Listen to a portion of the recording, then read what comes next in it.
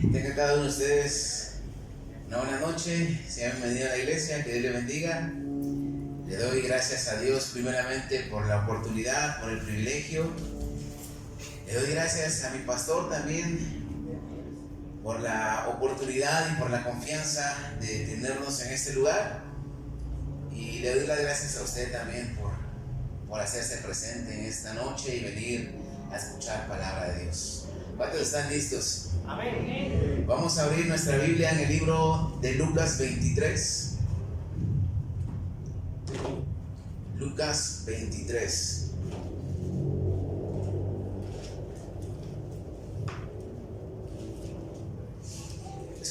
Es una historia realmente conocida por toda la humanidad, que quizás hemos leído este capítulo una y otra vez, pero hay algo muy interesante que vamos a aprender en esta noche y lo vamos a escuchar a continuación.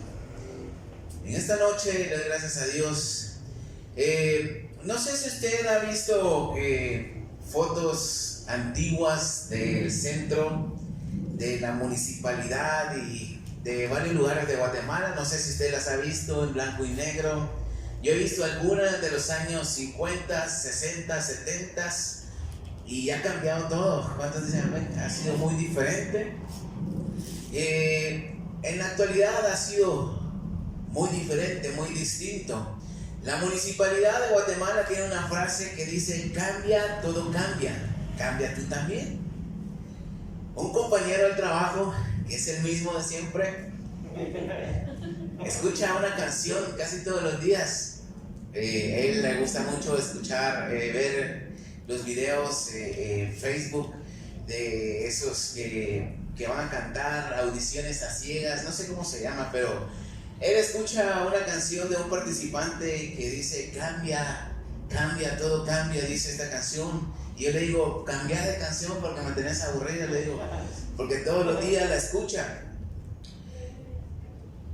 Mi hijo Benjamín hace unos meses atrás tenía el pelo largo, tenía sus colochos, muchos les gustaba, decían que no se los cortáramos, pero se los quitamos, se los cortamos y ahora se mira diferente, ocurrió un cambio. Ahora lo que voy en esta noche es de que un cambio separa la historia en un antes y después. No sé si usted ha visto fotos suyas cuando era joven. Tenía kilos de menos, tenía libras de menos, no estaba arrugado, estaba joven. Todo cambia, pero el cambio separa la historia de un antes y un después. Y esto quiero hablar yo en esta noche. El sermón se llama La oración que lo cambia todo. Y vamos a leer Lucas 23, versículos 32 al 34. ¿Cuánto lo tienen? Dice de la siguiente manera: llevaban también con él a otros dos, que eran malhechores para ser muertos. Y cuando llegaron al lugar llamado de la Calavera, le crucificaron allí, y a los malhechores, uno a la derecha y el otro a la izquierda. Y Jesús decía: Padre, perdónalos, porque no saben lo que hacen. Y repartieron entre sí sus vestidos, echando suertes. Vamos a orar. Gracias te damos, Señor, en esta noche por la oportunidad y el privilegio de estar en tu presencia. En esta noche te pido que seas tú tomando control de este servicio, de esta predicación, que no solamente sean palabras propias, pensamientos propios, sino que sea tu Espíritu Santo guiándome, Señor, en esta noche, y que tu palabra fluya, mi Señor, que nuestros oídos estén atentos, Señor, a tu palabra, y que podamos salir bendecidos, Señor, y edificados de este lugar, mi Señor, y que tu Espíritu Santo obre, mi Señor. En el nombre de Jesús te damos gracias, y la iglesia dice un fuerte amén. Amén. La oración que lo cambia todo, y primeramente quiero ver una oración intercesora. Ahora el texto que acabamos de leer de Lucas 23 nos dice que Jesús es sentenciado a muerte a través de la crucifixión. El diccionario bíblico Holman lo define de la siguiente manera: la forma más dolorosa y degradante de pena capital en el mundo antiguo era la crucifixión, lo cual quería decir que el que moría de esa forma era maldito y no tenía parte con el pueblo del pacto, en este caso con los judíos y su pacto con Dios. Vamos a leer Deuteronomio capítulo 21. Deuteronomio 21, 22 y 23. Si alguno hubiere cometido algún crimen digno de muerte y lo hicieres morir y lo colgares en un madero, no dejaréis que su cuerpo pase la noche sobre el madero. Sin falta lo enterrarás el mismo día, porque maldito por Dios es el colgado. Y no contaminarás tu tierra que Jehová tu Dios te da por heredad. Esta era una ley, este era un mandato, esto era algo que seguían los judíos.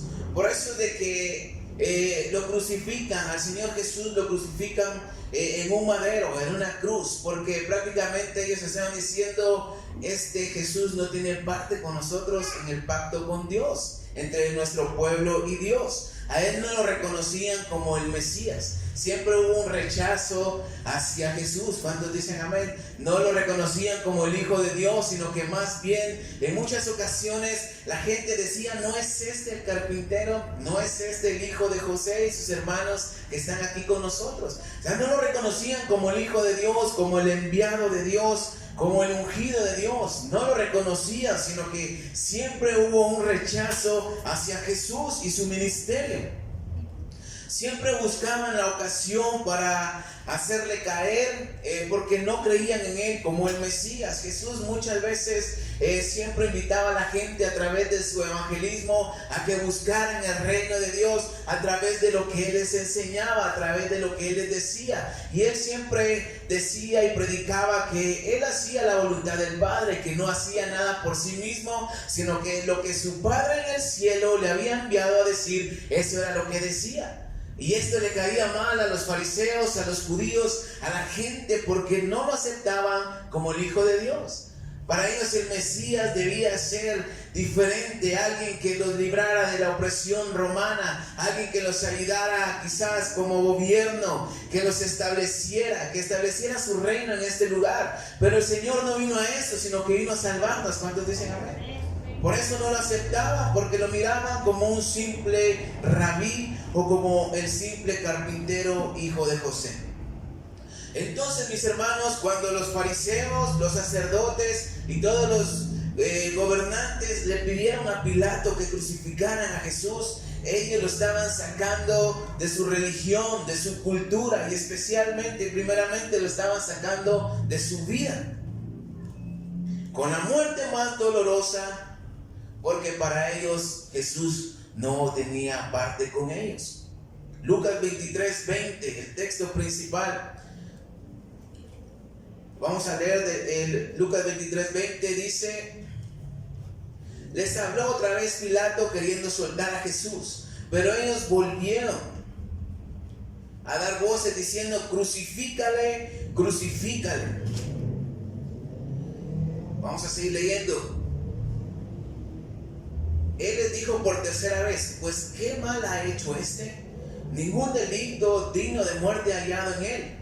Le castigaré pues y le soltaré. Mas ellos estaban a grandes voces pidiendo que fuese crucificado, y las voces de ellos y de los principales sacerdotes prevalecieron.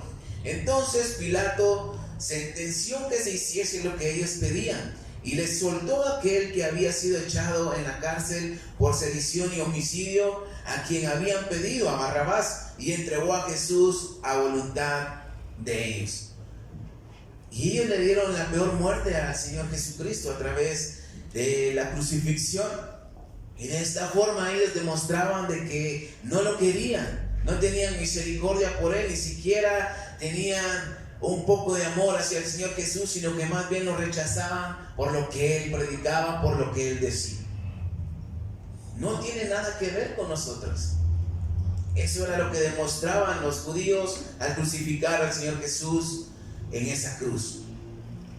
Antes de colgarlo, mis hermanos, el diccionario también dice que el culpable era azotado hasta sangrar, y de esta manera aceleraban la muerte cuando ya eran colgados en la cruz. Y dependiendo del delito, les perforaban las manos o simplemente los amarraban. Y al Señor Jesús lo clavaron. ¿Cuántos dicen amén? Jesús sufrió azotes, sufrió burlas de la gente, de los fariseos, de los escribas, de aquellos que no lo aceptaban. recibió críticas por comer con pecadores, con prostitutas, por predicarle a aquellos a quienes ellos rechazaban por sus vidas pecaminosas. El Señor Jesús sufrió escupidas en el rostro, perforaciones en sus manos y en su cuerpo. Y sobre todo, mis hermanos, el Señor Jesús sufrió el rechazo y la traición de las personas a que Él mismo había sanado, a las personas que Él mismo les había enseñado. Quizás algunos hasta los discipuló. Porque el Señor vino a rescatar lo que se había perdido, primeramente a la nación de Israel. Él vino a traer las buenas nuevas de salvación. Él predicaba a los pobres, a los desamparados, a aquellos que no tenían esperanza. Y aún así esta misma gente lo rechazaba. Él sufrió el rechazo y la transición de esas personas. Primero, Juan 1:9, perdón. El libro de Juan, el Evangelio de Juan 1. Versículo 9 al 11 dice: aquella luz verdadera que alumbra a todo hombre venía a este mundo. En el mundo estaba y el mundo por él fue hecho, pero el mundo no le conoció. Y escuche bien, a lo suyo vino y los suyos no le recibieron, más bien le rechazaron. Entonces Jesús vino a este mundo para reconciliarnos con Dios, para dejarnos el camino hacia el cielo trazado, para decirnos cómo debemos de vivir ahora en el nuevo evangelio, en el nuevo pacto. Pero aún así, mis hermanos, a veces somos como los fariseos, somos como los judíos. Rechazamos al Señor Jesús, no creemos en Él. Somos escépticos a lo que Él puede hacer. A veces seguimos crucificándole, dándole a entender que Él no tiene nada que ver con nosotros, con lo que somos, con lo que hemos logrado, sacándolo de nuestra vida, de nuestros actos, con nuestras actitudes. ¿Cuántos dicen amén? Sí, amén. Lucas 23, una vez más, versículo 32. Ahora esta es la esencia del sermón. Dice, versículo 34, perdón. Y Jesús decía: Padre, perdónalos porque no saben lo que hacen. Aún en medio del sufrimiento, aún en medio del rechazo, aún en medio del dolor, aún en medio de estar colgado en esa cruz, mis hermanos, el Señor Jesús hace una oración intercesora: Padre, perdónalos porque no saben lo que hacen. Ahora, esto es algo tremendo, esto es algo que marca la historia, porque esta oración es la máxima expresión de amor. El mismo Señor Jesucristo enseñó de cómo debíamos amar a nuestros enemigos. El mismo Señor Jesús discipuló a la gente, a los hombres que lo seguían, de que debían de amar a sus enemigos orando por ellos. Y Jesús, en medio del sufrimiento, de la traición, del escarnio que le estaban haciendo, pudo decir: Señor, perdónalos porque no saben lo que hacen. Esta oración es la máxima expresión de amor, así lo veo en esta noche.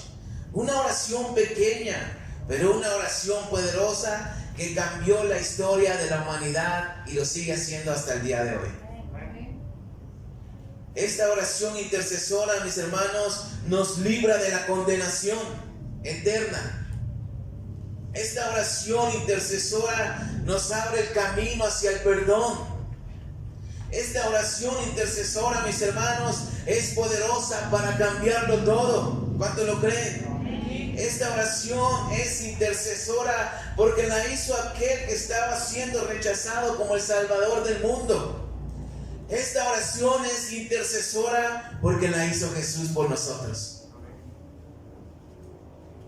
Una oración intercesora. Segundamente quiero ver la oración que nos trae a la realidad. Mientras él recibía las burlas, el escarnio, las heridas en su cuerpo, Jesús intercede por cada uno de estos hombres en ese momento.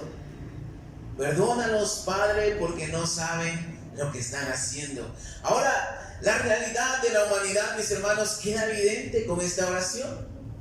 ¿Por qué? Vamos a verlo. Primeramente porque había ignorancia por el pecado que estaban cometiendo. Los romanos estaban cumpliendo órdenes de sus superiores. No tenían la más mínima idea de quién era Jesús. y por qué lo estaban crucificando. Pero ellos seguían órdenes de los santos mandos, ellos estaban siguiendo órdenes nada más. Eran ignorantes, pero eran pecadores. ¿Cuántos dicen amén? Por eso ellos estaban pecando grandemente, pero no sabían a quién estaban crucificando. Los fariseos y gobernantes principales religiosos, ellos ignoraban que Jesús era el Hijo de Dios porque no lo aceptaban como tal. No creían en Él como el Mesías, sino que más bien le dieron muerte a través de la crucifixión. También eran pecadores. ¿Cuántos dicen amén? Porque eran religiosos. Ahora hablando de nosotros, aplicándolo a nuestra vida, ¿cuántas veces ofendimos a Dios sin saberlo? Muchas veces. Yo creo que desde que tenemos uso de razón hemos fallado a Dios, hemos pecado contra Dios. Porque déjeme decirle, mi hermano, que cuando uno no conoce al Señor Jesús, peca por ignorancia. Para el mundano, para el pecador es normal tomar el fin de semana. Para el pecador es normal serle infiel a su esposa. Para el pecador es algo normal tener vicios, ser mal hablado, robar y estar haciendo cosas malas. Amén. Para ellos es normal. Nosotros ya lo vemos como pecado porque el Señor nos ha iluminado. Amén. El Señor nos ha cambiado.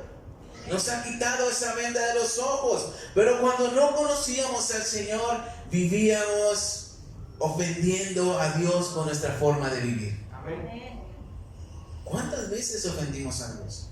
Y la Biblia dice, mis hermanos, en Romanos 3:23, por cuanto todos pecaron y están destituidos de la gloria de Dios. Romanos 3:10 también lo dice, que no hay justo ni aun uno. Lo vamos a leer. Romanos 3:10 y 11. Como está escrito, no hay justo ni aun uno, no hay quien entienda, no hay quien busque a Dios. La última alabanza que cantamos, estoy agradecido, dice, tú no esperaste a que yo me acercara a ti, mas tú viniste a habitar cerca de mí. O sea, esa es la misericordia de Dios. De forma natural nosotros no buscamos a Dios. ¿Cuántos dicen amén? Somos pecadores y vivimos bajo la maldición del pecado desde que nacemos. Estamos separados de Dios. La segunda realidad ante la oración de Jesús es de que nos deja claro que hay un castigo por el pecado. Por eso el Señor dice, Padre, perdónalos porque están pecando pero no saben lo que hacen. Romanos 6:23 dice, la paga del pecado es muerte. Ellos mismos estaban condenando, o más bien ya estaban condenados. Por eso Jesús oró al Padre para el perdón de ellos. De igual forma, para nosotros como pecadores tenemos que entregar cuentas. Y para ser sinceros en esta noche, si el Señor nos pidiera cuentas, ¿qué cuentas entregaríamos? Siendo pecadores, sin la redención del Señor Jesús, solamente merecemos la condenación eterna. Por eso el Señor intercedió por toda la humanidad. Señor, perdónalos porque no saben lo que hacen. Todos hemos fallado, todos hemos pecado. La otra vez nos pusieron un cepo al camión porque bajamos a comprar y nos estacionamos en línea roja. Y cuando salimos ya tenía el cepo. 500 quetzales nos costó el desayuno. Cometimos una infracción, tuvimos que pagar. De la misma forma, la paga del pecado es muerte. Tarde o temprano tenemos que entregar cuentas delante de Dios. Tarde o temprano nos van a pasar la factura de lo que hemos estado haciendo. La tercera realidad, mis hermanos, es que la oración de Jesús nos deja claro y deja evidente que necesitamos ser perdonados. Lucas 23:32 dice, Señor, perdónanos porque no saben lo que hacen. Y hay un dicho muy famoso que dice, tanto peca quien mata a la vaca como el que le agarra la pata. O sea, uno y otro están pecando de la misma forma. Judíos, fariseos, sacerdotes y gobernadores principales religiosos ordenaron la muerte del Señor Jesucristo. Pidieron la crucifixión. Ellos tenían parte de culpa. Los romanos lo llevaron a cabo. Ellos fueron los que crucificaron al Señor Jesús siguiendo órdenes. Y todos los demás también tenían la misma culpa y el mismo pecado por rechazar a Jesús como el Hijo de Dios, como el Mesías. Y cada uno de ellos necesitaba el perdón, al igual que nosotros. Usted y yo no nos escapamos. También necesitamos el perdón de Dios. Muchas veces por no creer a Jesús, por rechazarle, porque a veces no es lo más importante para nosotros. No le damos el primer lugar. Y la Biblia dice que si sabemos hacer lo bueno y no lo hacemos, ya es pecado. De alguna u otra forma fallamos, pecamos. Y ante cualquier pecado, necesitamos el perdón. ¿Cuántos dicen amén? La cuarta realidad es de que esa oración de Jesús en la cruz del Calvario, cuando Él decía, Padre, perdónalos porque no saben lo que hacen, nos estaba diciendo que el perdón viene solamente a través del Señor Jesús. No hay otra forma. La oración de Jesús al Padre para ser perdonado dejaba claro que Jesús es quien intercede por los pecadores. Hebreos 9:22, rápidamente.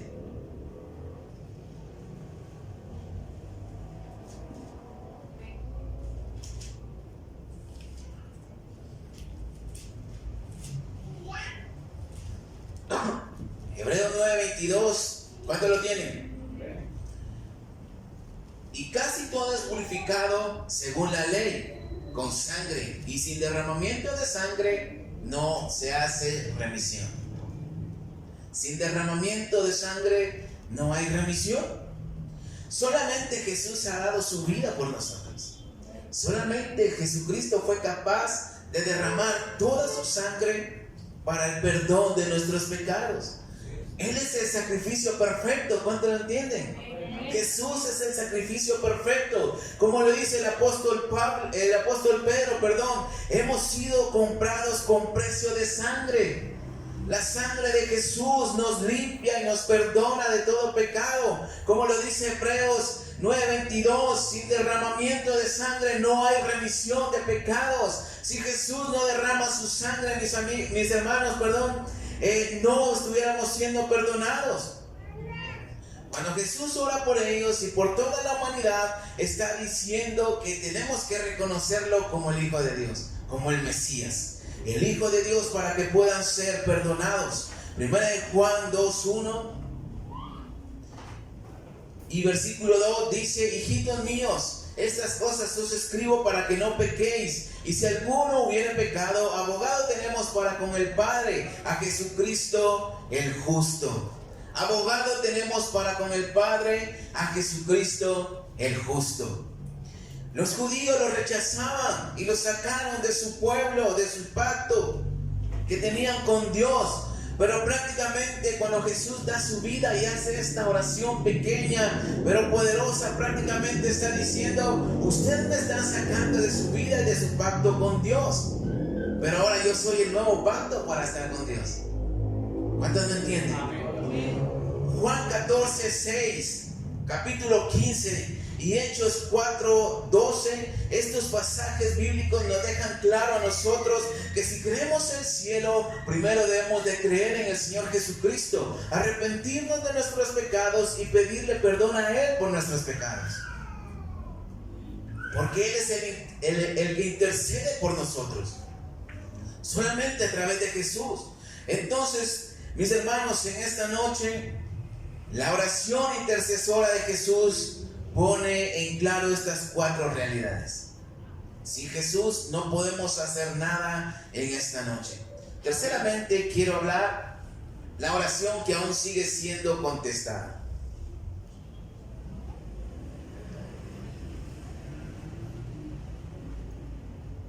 Vamos al texto principal una vez más. Lucas 23, 32 al 34. Llevaban también con él a otros dos, que eran malhechores, para ser muertos. Y cuando llegaron al lugar llamado de la Calavera, le crucificaron allí. Y a los malhechores, uno a la derecha y el otro a la izquierda.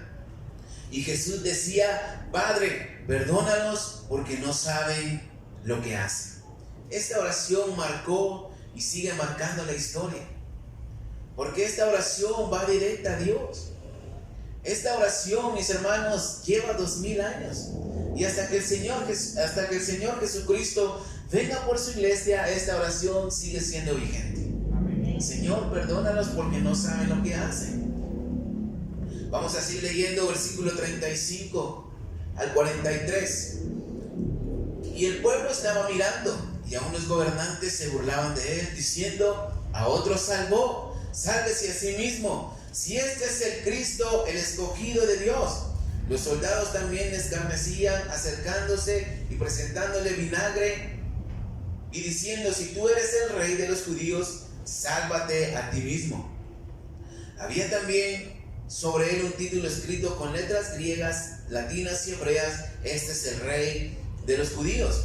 Y uno de los malhechores que estaba colgados le injuriaba diciendo: si tú eres el Cristo, sálvate a ti mismo y a nosotros. Respondiendo el otro le reprendió diciendo: ¿ni aún temes tú a Dios estando en la misma condenación? Nosotros, a la verdad, justamente padecemos porque recibimos lo que merecieron nuestros hechos, mas este ningún mal hizo. Y dijo a Jesús: acuérdate de mí cuando vengas en tu reino. Entonces Jesús le dijo: de cierto te digo que hoy estarás conmigo en el paraíso. Aleluya. El primer arrepentido es este ladrón, estando en la misma condición que el Señor Jesús creyó en él. Ya en el último momento, ya en el tiempo de reposición, como dicen en el fútbol, reconociendo a Jesús como su Salvador, como el Redentor, se arrepintió y Jesús le dijo: hoy estarás conmigo en el paraíso. Los demás seguían burlándose, escarneciendo a Jesús. La Biblia de Estudio Teológico dice acerca de este versículo que la oración de Jesús quizás no tuvo efecto al instante, pero yo creo que sí, porque el ladrón se arrepintió. Pero sí tuvo efecto tiempo después, y lo vamos a ver. Leamos Hechos capítulo 2.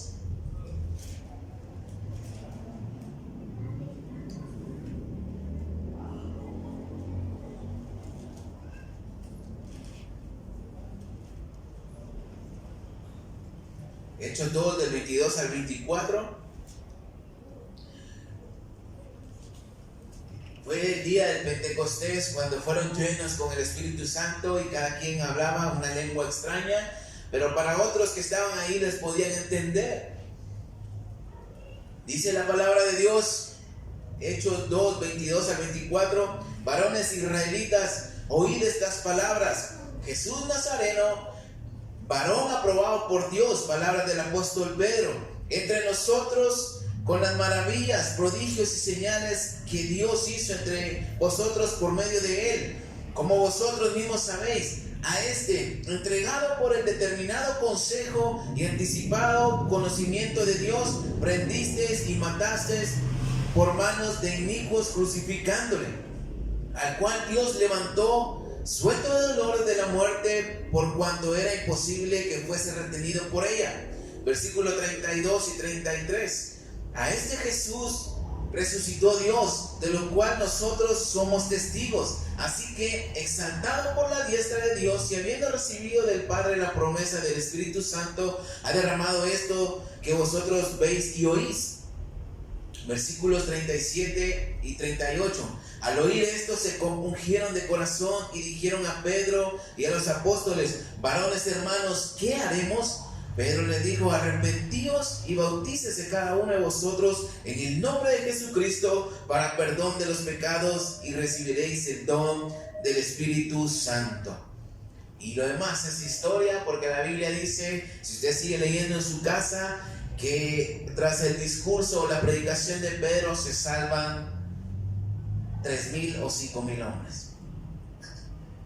Entonces, mis hermanos, el apóstol Pedro se pone de pie y empieza a predicar y empieza a recordarles a estos mismos judíos que quizás estuvieron en el día que crucificaron al Señor Jesús. ¿Se acuerdan que ustedes mismos fueron los que crucificaron? ¿Se acuerdan que ustedes rechazaban a Jesús como el Mesías? Y les empieza a decir que Dios lo levanta de los muertos, que Dios hizo maravillas, prodigios y señales a través de él. Entonces le dice: a este ustedes crucificaron. Pero Dios no lo retuvo ahí, sino que lo revivió, lo resucitó y ahora está a la diestra del Padre. Y ellos le dicen: ¿qué debemos de hacer? Porque empezaron a razonar, empezaron a decir: es cierto, nosotros lo rechazábamos, nosotros hicimos esto y lo otro. La Biblia dice: se compungieron de corazón y dijeron a Pedro y a los demás apóstoles: varones, ¿qué haremos? Y Pedro le dice: hay que arrepentirse y ser bautizados en el nombre de Jesús para ser perdonados. Entonces la oración de Jesús, mis hermanos, en la cruz del Calvario empezó a tener efecto a través de la predicación, a través del Evangelio. ¿Cuántos dicen amén? Muchos se arrepintieron y creyeron en Jesús como el Mesías esperado. La oración de Jesús en la cruz trajo el perdón a esta gente tiempo después. Tal vez no todos se arrepintieron, pero muchos sí, dice la palabra de Dios. La cruz era condena para ellos. El que moría en la cruz era alguien maldito y traía condena porque habían matado al Señor Jesucristo. Pero a través del arrepentimiento, ahora esa cruz era símbolo de perdón y redención y de vida eterna. La cruz, mis hermanos, nos recuerda que Cristo murió allí, pero también debemos recordar de que fue allí en la cruz donde Cristo intercedió por nosotros, donde oró por nosotros. Cada vez que alguien se arrepiente, mis hermanos, y pide perdón a través de Jesucristo por medio de la fe, esa oración cobra vida una vez más. Jesús está a la diestra del Padre intercediendo por nosotros. 1 Juan 1:9 dice que si confesamos nuestros pecados, Él es fiel y justo para perdonarnos de todo pecado. Entonces, para los judíos, fariseos, gentiles y toda la humanidad, su religión, sus sacrificios, lo que puedan hacer para tener acceso al cielo, al Padre o una comunión con Dios, queda totalmente anulada, porque ahora es a través de Jesucristo. ¿Cuántos dicen amén? Es a través del Hijo de Dios. Ahora, esto es algo que estuve meditando, incluso se lo comenté a mi pastor, y pues me animo y me atrevo a decirlo. Una opinión muy propia, que la muerte de Jesús en la cruz no sería lo mismo si Él no hubiera intercedido por nosotros, si no hubiera orado en ese momento por el perdón de nuestros pecados. Porque quizás pudo morir decepcionado al ver que todos se burlaban de Él. Quizás pudo haber muerto frustrado al ver que sus discípulos se fueron. Pudo haber muerto enojado, porque Él oró al Señor, Él oró a Dios diciéndole: ¿por qué me has abandonado? Y no tuvo respuesta. Pero la oración intercesora mostró que Él murió por amor hacia la humanidad. ¿Cuántos dicen amén? Esta oración es: Padre, aquí estoy muriendo para que no les tomes en cuenta este pecado. Cuando vengan a mí, los perdones. Lucas, el libro de Lucas, el Evangelio de Lucas no lo registra, pero Mateo y Marcos sí. Cuando Jesús ora a Dios preguntando, y cuando le dice: Señor, Señor, ¿por qué me has abandonado? Y no hay una respuesta ante esta oración, pero la oración intercesora que Jesús hace sigue teniendo respuesta. ¿Cuánto lo creen? Nos han perdonado a nosotros. Somos pecadores y Dios nos perdona. Pero una realidad que no debemos olvidar es de que no quedamos exonerados de sufrir consecuencias por el pecado. La Biblia dice que Dios no puede ser burlado. Lo que el hombre siembra, eso también va a cosechar. Si pecamos, tenemos que pagar, aunque seamos perdonados. Los que crucificaron a Jesús, aún en su ignorancia, no quedaron libres de esta consecuencia, aunque se hayan arrepentido. Ahora, mis hermanos, mientras estemos vivos y Jesús no venga por su iglesia, esta oración tendrá vigencia y validez. Toda vez nos arrepintamos de verdad, toda vez pidamos perdón. Como conclusión en esta noche, el apóstol Pedro entendió que la comunión con Dios debía ser a través del arrepentimiento. Por eso se paró a predicar, a dar ese discurso en Hechos 2, perdón. Y la gente entendió el mensaje. Fueron perdonados muchos. Nosotros debemos compartir este mensaje. ¿Cuántos dicen amén? Debemos decirle a la gente que Jesús no solamente murió por nosotros para el perdón de nuestros pecados, sino que también intercedió por nosotros ante el Padre. Es necesario reconocer a Jesús como el Hijo de Dios y arrepentirnos. La oración de Jesús lo cambia todo. ¿Cuántos dicen amén? Denle un fuerte aplauso a Cristo Jesús en esta noche. Gracias te damos, Señor.